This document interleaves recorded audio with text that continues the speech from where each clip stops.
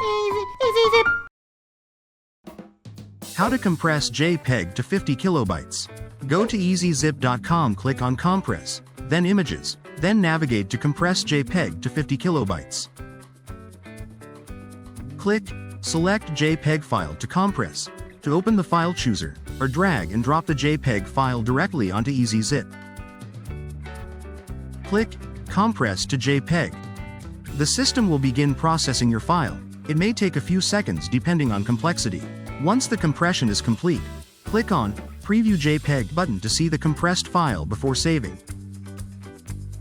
If satisfied, click on Save JPEG file to download the compressed version to your selected folder. It's that easy. I hope that helps. Please click the logo and subscribe, it would mean a lot to us.